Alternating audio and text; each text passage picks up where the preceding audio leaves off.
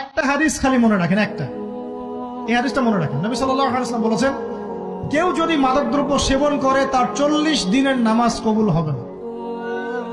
Cigarette একটা খেয়েছি, 40 দিন নামাজ নাই। এরপর যদি সে তওবা করে আল্লাহ মাফ করে দিবেন। আবার যদি মাদক খায় আবার 40 দিন কবুল হবে। যদি আবার তওবা করে আল্লাহ মাফ করে দিবে। আবারও যদি খায় আবারও 40 দিন কবুল হবে না। আবারও তওবা করলে আল্লাহ আবার মাফ করে দিবে। চতুর্থবার সে যদি মাদক খায়, আল্লাহ রাসূল সাল্লাল্লাহু আলাইহি ওয়াসাল্লাম বলছেন, আল্লাহ পাক কিয়ামতের মাঠে তাকে তিনাতুল খাবাল পান করাবেন। কি পান করাবেন? তিনাতুল খাবাল। সাহাবীরা বললেন, ইয়া রাসূলুল্লাহ, এটা কি তিনাতুল খাবাল? কি? নবী সাল্লাল্লাহু আলাইহি ওয়াসাল্লাম বলছেন, এটা হচ্ছে জাহান্নামীদেরকে আযাব দেওয়ার পর তাদের রক্ত মাংসের যে পুঁজ বের হবে, এই যে ড্রিঙ্কস, জাহান্নামের হার্ড ড্রিঙ্কস, এই ড্রিঙ্কস এর নাম হলো তিনাতুল খাবাল।